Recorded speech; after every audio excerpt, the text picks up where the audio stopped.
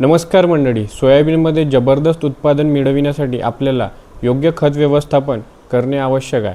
आता खतांच्या किमती वाढलेल्या आहे, म्हणून कमीत कमी खतामध्ये चांगले व्यवस्थापन आपल्याला करायचे आहे। एकरी खतांची संख्या कमी करायची आहे आपल्याला। त्याच्यासाठी शेतकरी मित्रांनो, आपण जमिनीच्या प्रकारानुसार खत व्यवस्थापन केले पाहिजे। तर आपल्याला जमिनीचे 3 प्रकार बघायला मिळतात, त्यामध्ये भारी जमीन, मध्यम भारी जमीन आणि हलकी जमीन। तर मित्रांनो, हलकी जमिनीत आपल्याला खतांची मात्रा थोडी जास्त वापरण्याची गरज आहे, कारण शेतकरी मित्रांनो, हलकी जमिनीत न्यूट्रिएंटची कमतरता असते। झिंक, बोरॉन यांसारखे मायक्रोन्यूट्रिएंट्स हलक्या जमिनीत कमी प्रमाणात आढळतात आणि NPK ग्रेड सुद्धा कमी प्रमाणात असते। त्यामुळे आपल्याला खताची मात्रा थोडीफार हलकी जमिनीत वाढवायची आहे। तर अशा प्रकारे आपल्याला नियोजन करायचे आहे। आणि शेतकरी मित्रांनो, भारी जमिनीत आपल्याला खत व्यवस्थापन करताना सिंगल सुपर फॉस्फेटच्या 2 बॅग्स आणि त्यासोबतच बेन्सल सुपर फॉस्फेटची 1 किंवा आपण 1.5 बॅग टाकू शकतो सिंगल सुपर फॉस्फेटमध्ये मिक्स करून। तर अशा प्रकारे आपल्याला भारी जमिनीत खत व्यवस्थापन करायचे आहे। मित्रांनो, भारी जमिनीत आपल्याला खत व्यवस्थापन करताना जास्त खर्च करायचा नाही, कारण शेतकरी मित्रांनो, भारी जमिनीत मोठ्या प्रमाणात न्यूट्रिएंट्स आणि NPK ग्रेड्स हे सुद्धा अवेलेबल असतात, जमिनीत असतात। म्हणून आपल्याला खतांचा खर्च कमी करून नियोजन करायचे आहे। तर अशा प्रकारे भारी जमिनीत आपण खत व्यवस्थापन करू शकतो। सिंगल सुपर फॉस्फेटच्या 2 बॅग्स आणि बेन्सल सुपर फॉस्ट 1 किंवा 1.5 बॅग। आणि मित्रांनो, मध्यम भारी जमिनीत खत व्यवस्थापन करताना आपल्याला 10-26-26 किंवा 12-32-16 किंवा 8-21-21, 9-24-24 अशा NPK ग्रेड्स असणाऱ्या बॅगची वापर करायचा आहे। हे बॅग आपल्याला द्यायची आहे। हे NPK ग्रेड असणाऱ्या बॅग बघायला मिळतात। याची आपल्याला 1 बॅग वापरायची आहे, एकरी 1 बॅग। तर स्पष्टपणे शेतकरी मित्रांनो, जर तुमच्याकडे 10-26-26 अवेलेबल असेल तर 10-26-26 वापरा, 12-32-16 अवेलेबल असेल तर 12-32-16 वापरा।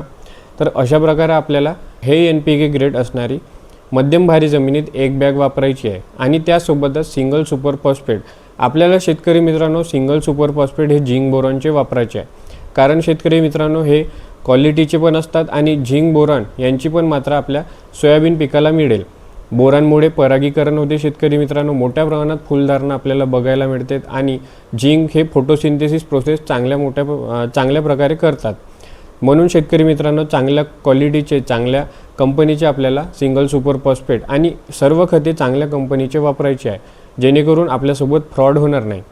तर मध्यम भारी जमिनीत 10-26-26ची 1 बॅग, सिंगल सुपर फॉस्फेटची 1 बॅग, झिंक बोरॉन असणारे आणि बेन्सल सुपर फॉस्फेट असे एकरी आपल्याला 1 bag 10-26-26, 1 bag single super phosphate आणि 1 बॅग बेन्सल सुपर फॉस्फेट, ज्यामध्ये सल्फर आपल्याला बघायला मिळते।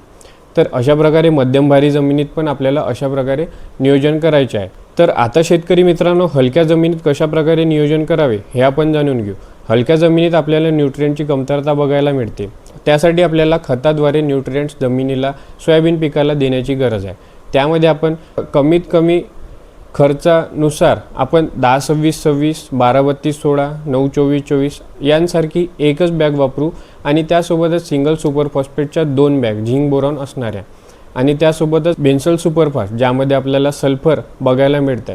सल्फरमुळे शेतकरी मित्रांनो, दाना भरण्यात मदत होते। तेलबिया आहे, सोयाबीन हे तेलबिया आहे शेतकरी मित्रांनो, तर दाना भरण्यात सल्फर हे मदत करते। तर अशा प्रकारे आपण हलक्या जमिनीत पण खत व्यवस्थापन करू शकतो। तर या प्रकारे आपण हलक्या जमिनीत म्हणजेच 10-26-26ची 1 बॅग, 10-26-26 तुम्ही 10-26-26च्या जागी तुम्ही 12-32-16, 9-24-24, 8-21-21 असे NPK ग्रेड्स असणारे खत वापरायचे आहे।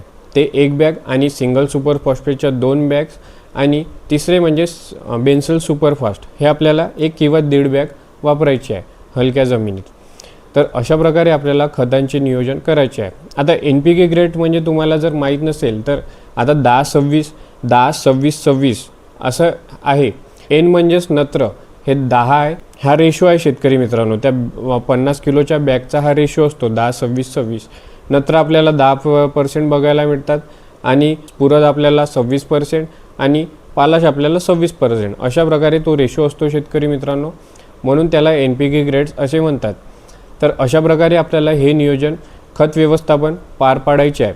आणि शेतकरी मित्रांनो, खत व्यवस्थापन करताना आपल्याला चांगल्या कंपनीच्या बॅग्स वापरायच्या आहे, ज्यामध्ये आपल्याला जय किसान आणि कोरोमंडल, महाफीड यांसारख्या बॅग्स बघायला मिळतात. यांसारख्या कंपनीचा वापर करायचा आहे, कारण शेतकरी मित्रांनो कोणते पण आपल्याला योग्य खत मिळाले पाहिजे, म्हणून शेतकरी मित्रांनो योग्य कंपनीचे बॅग्स वापरायचे. सिंगल सुपर फॉस्फेट हे कोरोमंडलचे किंवा महाफीडचे झिरॉन म्हणून येतात, झिंक बोरॉन, हे वापरायचे आहे.